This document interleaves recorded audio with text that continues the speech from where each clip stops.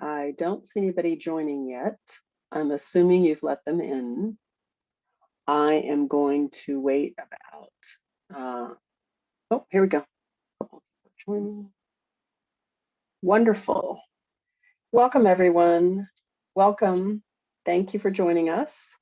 We're going to just give everyone a minute to get on before we get started. If you'd like to take a moment to let us know where you are and the organization you're representing, we'd love to hear from you.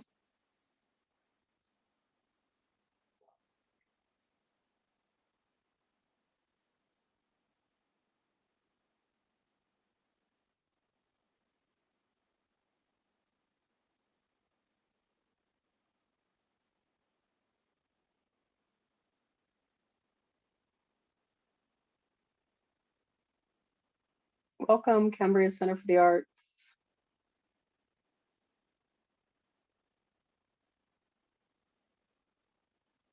Thanks for joining us, Jill.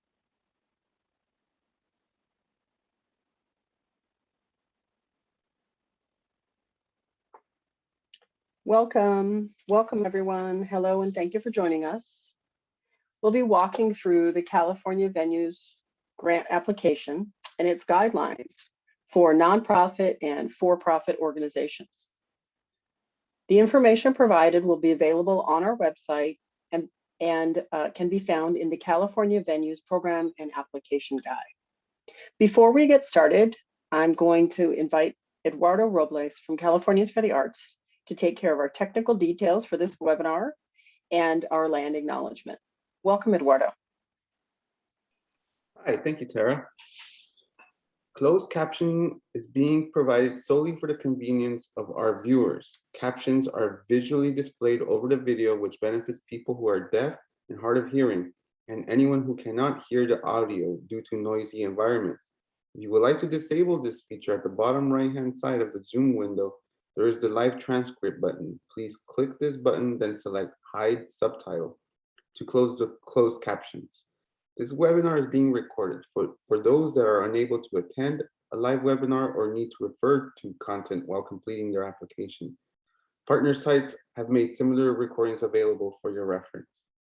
As we begin this webinar, we acknowledge and honor the original inhabitants of our various regions. A land acknowledgement is a critical step towards working with Native communities to secure meaningful partnership and inclusion in the stewardship and protection of their cultural resources and homelands. Our institutions were founded upon exclusions and erasures of Indigenous peoples. We honor and are grateful for the land we occupy and recognize the ongoing damage of settler colonialism. Let's take a moment to honor these ancestral grounds that we are collectively gathered upon and support the resilience and strength that all Indigenous people have shown worldwide. I am on the traditional territory of the Chumash peoples. I encourage you to name and acknowledge Native peoples where you are located in the chat box. The chat box will be closed after the land acknowledgement. The Q&A box will remain open for outstanding questions. Thank you. Thank you, Eduardo. Again, please use the Q&A box for any questions you have. I see we've already got our first question, and I'm looking forward to being able to answer that as we get through the program. I want to also welcome Harshangi today from Lendistry. She's going to be tackling the Q&A box throughout the presentation, so feel free to put your questions in there as we're ongoing. And then toward the end of the webinar, we will open that up and answer those live for your benefit. Californians for the Arts is a small but mighty nonprofit supporting over 15,000 subscribers and a membership base representing thousands of artists and arts and culture organizations. We take on opportunities that no single organization or artist can represent alone. We're an ongoing part of the public dialogue that arts are a critical component of our lives and our communities. We advocate for arts resources and policies that benefit all Californians. Our work impacts every community across the state. California arts advocates actively advocated for a reopening plan, allowing for arts and culture at its full capacity. We want to thank everyone for taking action on our alerts and for working with our elected officials. Next slide, please. Effective advocacy is collective and consistent. It is critical to the field that all events and venue entities know about this funding opportunity and take advantage of it. Please share this opportunity with your networks and please apply. Now we're going to jump into an application overview. First of all, I think everyone has heard by now that the application deadline has been extended until November 30th at 5 p.m. So there is time to get the word out and get your application. Next, I want to make sure that everyone understands that this is not a first come, first serve grant. And so all applications will begin their review process after 5 p.m. on November 30th. Some things I want to point out or accentuate for you. In order to qualify for this program, you must have a physical address and operate in the state of California, and that this will be validated by your tax returns. That the award for this grant is up to $250,000 or 20% of your gross annual earned income for the 2019 tax return year, whichever is the lesser of the two. That it doesn't matter if you've applied for any prior grants, you must complete a new and separate application for this grant. And finally, that if you happen to receive a California relief grant for COVID-19, the amount that you were awarded will be deducted from your final award for this California Venues grant. You do not need to do anything about that. I just want to make sure that you're aware of that fact. Next page, please. When you begin to do the application, it's going to be done all on the Lenders portal, and it's a web application. You cannot print the application out ahead of time. You cannot view it ahead of time. It's all online. The best thing you can do is to have all your documents ready to upload. And at the end of the application, there will be an edit button. So I want to make sure you're aware of that. I'm going to go through in the application the documents you'll need so that you're ready and prepared and you can get this completed in a timely manner. Next page, please. Under eligible venue, you need to be a defined performance or audience space. You must have mixed equipment, a public address system or a lighting rig. And then you must engage one or more individuals to carry out no less than 2 of the following roles. So you can have one person that does your booking and your promoting and qualify. That's no problem. I also want to make sure that you know that if you qualify under the description under venues and or you qualify under the description for independent live event, I would encourage you to move forward with your application. If you happen to be a nonprofit entity that provides free events, those events need to be produced and managed primarily by paid employees, not by volunteers. Next page. For the eligibility of independent live event, you can see here that there are many types of organizations. You could be a C Corp, a sole proprietor, an S Corp, an LLC, or a 501c. That one of the criteria is that you must have been in business prior to June 1 of 2019, and that you must either be currently active or have a clear plan to reopen. Next page, please. Another requirement is that you fit within one of the approved NACIS codes. These are the 5 NACIS codes that were approved by legislation. So it does not matter if you have used a different NACIS code for your tax returns or for a different application for a different grant. As long as your organization can comfortably fit within one of these NACIS codes, please move forward with your application. I want to point out that there is a NACIS code for performing arts organizations that don't have their own facilities. That is 711320. I bring this up because I get this question a lot. You do not have to own your own venue in order to apply. On the right-hand side, you'll see that there are some principal business activities you can be that you organize, you promote, you produce, you manage, or you host. Performing arts, comedies, live events, theatrical productions, anything of that nature. That you charge a cover charge at the door, there's ticketing up front, and that your performers are paid.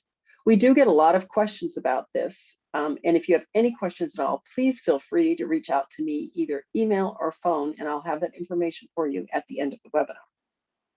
You do have to earn at least 70% of your revenue through ticket sales, production fees, production reimbursement, or the sales of event merchandise, food, or beverage.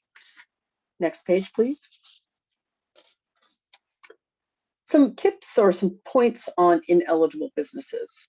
This is a grant that is prioritized on the percentage of documented loss of gross revenue between 2000 and 2019.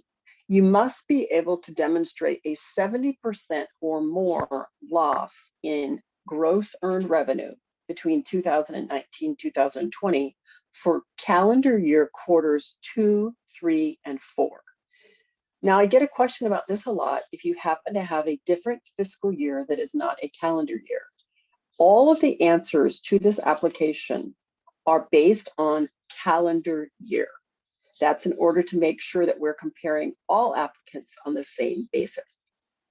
You must have a physical presence in the state of California. And if you're a nonprofit, you must be registered as a 501c3. Unfortunately, this means that fiscally sponsored organizations are not eligible. Next page, please. Under eligible use of funds, the main thing I want to make sure you know is that this is a retroactive grant. So any of these eligible expenses from March of 2020 until the moment you're funded are completely covered. They have not actually given us an exact date as to when funds must be expended, but it is retroactive. So if for any reason you've had to pay out of your own pocket, reach into your reserves, anything like that, you can use these funds to reimburse yourself and then use these funds to pay those funds retroactively, or those costs, excuse me, retroactively. So we can cover employee expenses, payroll costs, healthcare benefits, medical leave, sick leave, insurance. We all know those are some of our highest expenses. Rent, utilities, mortgage interest, and any costs for reopening your business. Also, my favorite one is any cost related to COVID. Now, there is no formal reporting required at this time. We are recommending that you simply keep your receipts to show how you've expended the funds should you be awarded for 3 years. Next page, please. Now we're going to get into the application portal itself. So when you begin, you'll go to the Cal Grant Venues page and you'll click Start My Application. You're going to be creating your login credentials. So you're going to want to make sure you're using an email that is not generic and is one that you will be checking regularly. The other thing that's going to happen is that you're going to want to put in a mobile phone number that's working and that you'll be checking, because this is going to send you a verification code. And you'll be using this verification code to log in every time to check the status of your application. We're going to recommend that you gather all your documents ahead of time. And if you do that, the application process should take you about 2 hours. It's important to note that you don't have to have all of your documents in order to start the application. And as long as you start the application before the deadline, you can actually add documents after the fact. But if you do not start your application, you will not be able to apply after the deadline. Next page. The next thing it's going to ask you for is the owner details. Now, of course, the first question I get if you're a nonprofit is that there is no owner. What you want to do is you want to make sure that whoever is listed on your statement of information with the Secretary of State as the approved signatories for the organization, that one of those people has to fill out the owner information. There is going to be a soft credit check. It will not affect your credit rating. And this is to comply with the federal and state requirements to avoid any fraud. So because this funding is coming through federal and state, we are required to do this soft credit check, or Lendistry is. If you're a for-profit, you'd simply put in the percentage of ownership that is appropriate for you. And if you're a nonprofit, you would put in 0. Under referral partner, we of course would like you to select Californians for the Arts. And then you're going to want to make sure you check that little box that says, I accept text or SMN. And that's how you're going to be able to be sure that you're going to be reached by Lendistry via text, via phone, or via email should they need to follow up with you. I want to let you know that one of the #1 reasons that applications didn't go through under the California Relief Grant is that people did not reply to their emails or their calls or their texts. So please make sure you're checking your junk mail, you're checking your spam, and follow up. Next page, please. Under business information, you're going to want to make sure that you list your legal business name. On the right-hand side, if you do have a DBA, you'll want to list that here. If you do not, you'll want to type in N/A. It's important to know that you must put something in every field of the application. And if you leave anything blank, you will not be able to submit it. Unfortunately, you cannot use a PO box. So if your organization only has a PO box, you'll want to use the address of either the signator or the executive director, someone that can actually be listed as a mailing address versus a PO box. Under are you a nonprofit or for-profit, there's going to be a drop-down menu. Now, this is going to be one of the opportunities for you to verify your status as either a for-profit or a nonprofit. It is very important that you select the correct answer here, because if you are a nonprofit and you select for-profit, your application will be invalid. So please double check and make sure you select the correct answer for your organization. Under business entity type, you're going to get a drop-down menu and you can select S Corp, LLC, nonprofit, whatever is appropriate for you. And then under the business established date, as I mentioned, you must have been in business prior to June 1, 2019. So hopefully the answer to that question is prior to that date, because if it is not, you will not be qualified for the application. On the bottom right, it asks for your business URL. You'll put that in there if you have one. And again, if you do not, simply type in N/A. Next page, please. Under business information, it's going to be asking you, what is the use of this grant? Now, if you're applying and you say, well, I want to use this for payroll, and then you are funded, and when the money comes in, you actually determine that you want to use it for rent. As long as whatever you're using the money for is one of the approved expenditures, that is not a problem at all. You don't need to worry about it. You don't need to contact Lendistry. You just need to keep your receipts. Then under amount requested, that's where you'll put your 20% of your 2019 gross earned revenue. And the max, of course, would be $250,000. Under annual gross receipts, you see there that in parentheses it says, this should match your tax return. I'd like you to ignore what it says in parentheses and instead create for yourself, if you happen to be a fiscal organization, a small chart comparing your gross earned revenue for 2019 versus 2020 by month and total. And then you would use the total for 2019 to report your gross earned receipts or your gross earned revenue there, not your tax return. This is how we make sure that every application is being reviewed according to the same criteria. When it asks if this grant will create jobs, you answer the question yes or no. So, as an example, if you had to furlough everyone on your team, and this allows you to bring people back after COVID-19, the answer would be yes. Under the number of full-time employees and the number of part-time employees, the state is trying to gather data on the impact of COVID-19 on your organization. So they want to know, as of January 2020, how many full-time and how many part-time employees did you have? You can count all of them, including your contractors.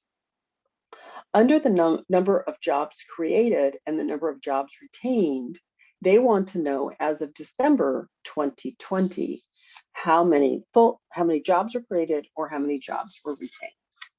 Next page, please. Under business demographics, the most important thing for you to know is that the first 4 questions are linked. So whatever your answer is into question number 1 will affect your drop-down menus into question 2, 3, and 4, and so on. If you're an arts organization, our recommendation is to select business to business, service, professional, and arts. If you would like to play with this and come up with another combination that works best for you, you're more than welcome to do that. If you'd like to select unknown, Lendistry understands that. But if your goal is to get to arts, because you're an arts organization, that's how you'll get there. Business to business, service, professional, and then arts. Under the NACES code, the 5 approved NACES codes will be available from the drop-down menu.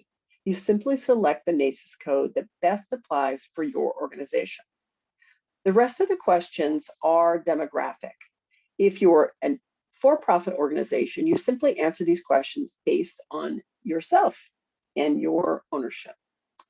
If you're a nonprofit, we recommend that you take the median of all of your staff and all of your board and answer those questions. Next, please. We're now going to have a long list of disclosures to help determine your eligibility. You simply want to go through each question, read it, and answer it accurately and appropriately for your organization. Next page, please. Now, before submitting the application, you're going to have a chance to look at everything. This is where you could save it if you needed to, because you don't have all your documents. Also, on the very bottom, there's going to be an edit button. This is the only way to edit any of your prior answers. So if you accidentally type the wrong thing, or if you need to change something, you can do it here on this page by hitting the edit button. If everything is good to go and you say everything's good to go, continue, you'll then be submitting your application, and your application will be put into the awaiting selection process status. Next page, please. I'm going to hand it over to Harshangi to go over some of our tech tips. So as far as some tech tips, we really want you to use Google Chrome. This is the internet software that's best for this application. And this is because Google Chrome allows you to do a couple of things. First, to clear your cache data, to use incognito mode, and to use pop-up blocker. So during this application, we don't want any kind of stored data from other applications or websites to be in this application. We want all your data to be current and accurate. And so going through this next slide, go ahead and click next slide. We're going to show you how to do this. So clearing your cache. So this, once again, is that data that's stored, and we want to clear that out. So on Google Chrome, you'll just go to settings, and on the right-hand corner, you're going to go to settings, clear browsing data, and then just clear all that data so that you can start your application. Next slide. Using incognito mode. So this is, again, once again, going to be really able to start a new application, brand new, without any stored data. And it's a private session as well. Next slide. And disabling pop-up blocker. So during your application, you'll be receiving some messages. And so you really need to be able to see that. And so how do you disable this pop-up? The same thing, you'll go to settings, go instead this time, you'll go to privacy and security, site settings, and then you'll go from block to allow. This way, the pop-ups will be able to come up. Next slide. So preparing your documents, I would say this is the most important slide for all your documents. So your documents need to be in PDF. All the other kind of ways that you can upload a file is not accurate. So if you can go back to that slide real quick. So you'll see here in the sample, the document is clear and it's straight, but on the right-hand side, a lot of uploads are blurry. They have a busy background. We can't see those documents. And so please upload all documents PDF, including your ID. The file size here, please know it has to be under 15 megabytes. You can't have any special names or characters in the files. And if it is password protected, you'll be asked to put in a password. And if you don't have a scanner, that's okay. There's a lot of applications that are free. You can use ones for Apple or Android. It really doesn't matter. All you're doing is clicking a picture, and then that converts it into a PDF for you to upload. One tip that I do have is to create a folder for all your documents and all your files so that you can name each file and save it to the folder. When it's time for upload, you'll just kind of copy all those into the portal for you. Next slide. and using a valid email address. So our processing team will be sending you out emails, and we do need to communicate with you. So emails that start with info @ or emails ending with @contact.com or @noreply.com. So these emails don't work with our system, so please don't have an email address with this. Please have a unique identifier email, and that is the way that we're going to contact you. One thing I will say about applications is that, let's say you going through the application, you accidentally put in something incorrect, that's okay. You can always call us, call our call center, and we'll be happy to kind of help you with that application. And please don't, submit an entirely new application, because that's going to create a duplicate and a red flag in our system. So we don't want any new or duplicate applications. We just want one application for your business. So once again, call our call center. They're very helpful. They'll be able to help you navigate. And if not, you can always email your partner, in this case, Tara, and she's very helpful as well. So she'll be able to kind of help you with that. Next slide. And I'll hand it back to you, Tara. Thank you. Thank you, Harshangi. Much appreciated. So we're going to talk a little bit about uploading documents. You'll get to this screen where it's going to require these things. It's going to ask for your government issued ID, that's your driver's license or your passport. It's going to ask for your 2019 tax returns. It's important that you know that they actually want every single page of your tax return. The maximum is 15,000 megabytes, so you might have to split it depending on the size of your tax return. If you happen to be a nonprofit with a fiscal year, it may be that you don't have your 2020 taxes yet. You might have either filed an extension or simply they're not due yet. If you don't have them, you can upload either a copy of your extension, or you can upload a quick little PDF letter that just explains your fiscal year and that you don't have those quite yet. If you have preliminary or drafts, you can also upload those. On your interim financials, they're going to be asking you for your Q2, Q3, and Q4 for 2019 and then 2020. They actually want each one separately, not cumulative, if possible. And then if you're a nonprofit, they're going to want a copy of your tax exemption letter and then any of your incorporation documents. So your statement of information, your filing with the Secretary of State, anything that you have of that nature. Once you've uploaded each one, the little sand hourglass on the side will fill, it will say completed, and you're good to go. Next page, please. Now, under the required documentation, Harshangi already covered the fact that it all needs to be PDF. And when you go to the application page, you're going to see an application certification button. You can print that, initial it, sign it, scan it, and then have it ready for an upload as a PDF. Again, there's going to be an opportunity to print either a for-profit application certification or a nonprofit application certification, and it will be important that you choose the correct one. You can see here some of the different tax returns available for for-profit versus nonprofit. You can file a 120, 1040, a 1065. If you're a nonprofit, of course, you'd be doing a 990. In the state of California, it'd be a 100, a 565, a 540, or if you're a nonprofit, a 199. Okay, and then it tells you here if you have a certificate of organization, your articles of incorporation, fictitious name registration, any of those would be suitable for your official filing documents. Next page, please. This simply shows you what it's going to look like when you go to print out your application certification. Next page. And this shows you really quickly what the application certification is going to look like, so you can recognize that when it's printed. And then the final page, next page. And then this tells you about connecting your financial documents. So Lendistry has a partner called Plaid, and they're going to connect your bank account with them so that should you be selected, your funds can be sent to you via electronic funds transfer. Now, what will happen is if you are selected, someone from Lendistry will have contacted you. You'll see on your portal status when you log in that it says selected documents pending, and they will send you your closing documents via DocuSign. You'll have 48 hours to complete those. Now, some people are uncomfortable linking their bank accounts with Plaid.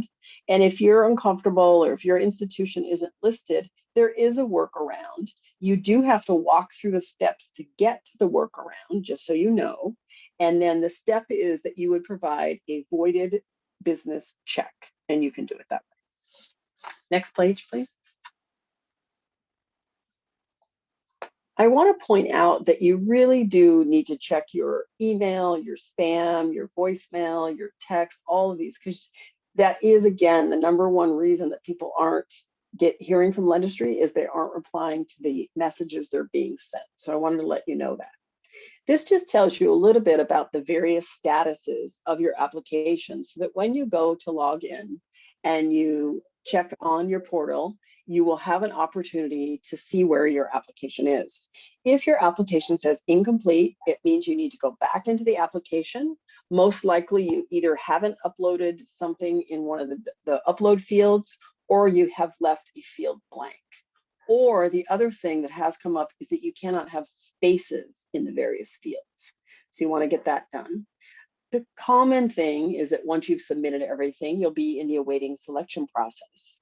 And then once they begin application reviews, the next step is that you'll be in the review pending validation process. And this means that your application is actually on the desk of a Lendistry relationship manager, and they are reviewing your application to ensure that it meets all the eligibility criteria. Now, they may reach out to you, they may ask you for additional documentation, they may want to just verify something. Just provide them with whatever they need. And then hopefully you're selected. And if you are selected, as I stated, you will get your documents for your closing documents. If you get your closing documents, there is a 2-week waiting period after the 48-hour period of signature. And then they only submit funds on Tuesdays and Thursdays. So it's about a total of 6 weeks, more or less, between the time you sign everything and the time you actually get your funding. Sometimes a little sooner, but I usually count on about 6 weeks to be sure. If you're not selected, that means you did not meet the minimum criteria of the program. You would be getting an email from Lendistry letting you know why. If you have any questions or you believe there's been a mistake, you can always reach out to me and I will try to help you with that. If you completed everything and you didn't upload your documents, and after 60 days, Lendistry has not heard from you, they will inactivate your application. Should you receive all those documents and be ready to upload them after that 60-day period, you'll need to contact Lendistry via the call center and have your application reactivated and upload those documents in order to put your application into the process of awaiting selection. Then the final page. Here is our contact information. You can contact me at Californians for the Arts. Here is my email address and my phone number. I strive to return all of those within a 24-hour period. We are open from 9 a.m. until 5 p.m. Monday through Friday, except for holidays. And Lendistry's number is there on the bottom of the screen, and they are open from 7 a.m. until 7 p.m. except for holidays. Both offices will be closed on Thursday and Friday this week, for your knowledge. And then let's see, Harshangi has been hard at work answering all the Q&A. If you have any other questions at all, please do type them into the Q&A now. If we were unable to answer something for you today, please drop me an email and I will follow up. Is there anything that's come up, Harshangi, that you want to make sure to address, or a common issue or a common problem that you've seen that you think it might be helpful to talk about? Yes, so I did have a question come in regarding an email that an applicant received regarding verifying identity. And, if you have any troubles with this, please email us your application ID, your business name, your name, and your email address, and we'll be happy to help you with this verification process and answer any questions about that. There was another question here I'd like to address. So as far as the mixed codes, if it doesn't match your tax return, this is fine. you can please apply. We definitely want you to apply as we will be reviewing your application. All applications are being considered, so do apply. And then one more question that we received was regarding revenue loss. That's 70%. So that is part of the program guidelines. So you do need to have a loss between 2019 and 2020. And I see that another question came in here. If you are a volunteer running nonprofit, does this disqualify the venue? No, not to my knowledge. Right, so please apply. There's no hard disqualifications here. Even though there are program guidelines and eligibility requirements, the best thing that you can do at this time is apply before, at least start your application before November 30th, right? And that way, at least you are in the system and you're able to upload your documents after this time as well. So biggest thing I can say is please apply. Yeah, thank you. I also want to address that issue on the 70% decline. A lot of times nonprofits, when they come to me and they say, well, I'm not meeting the 70% decline, they are counting all of their revenue, not just their earned revenue. So they're counting the fact that maybe they've gotten a lot of donations for 2020 in light of COVID-19, or they've gotten other grants or things like that.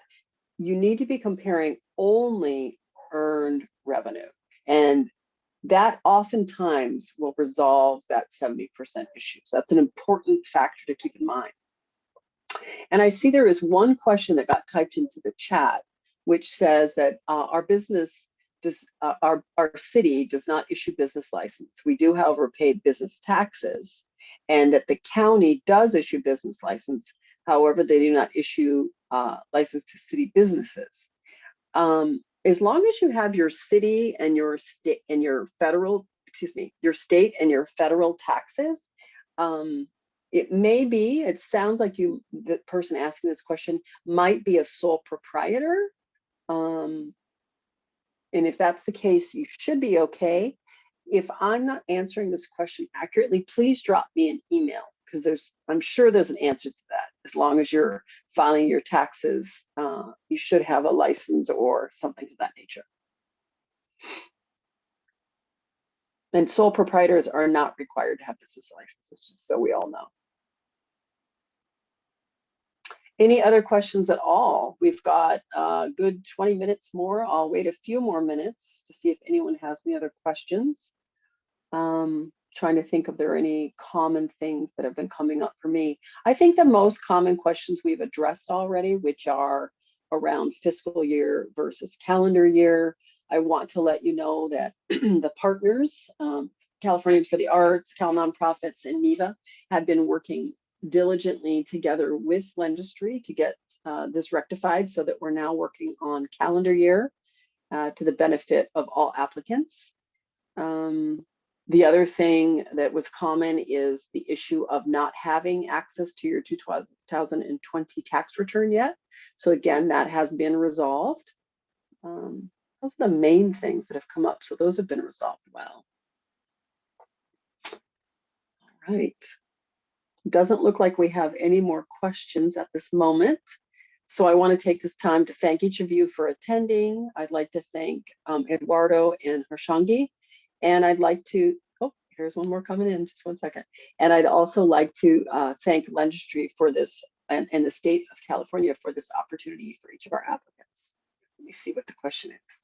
To confirm how a nonprofit organization should answer the owner detail, we should list the approved signature for as owner, then answer 0 as percentage of ownership. Yes, Anne, that is correct. Okay.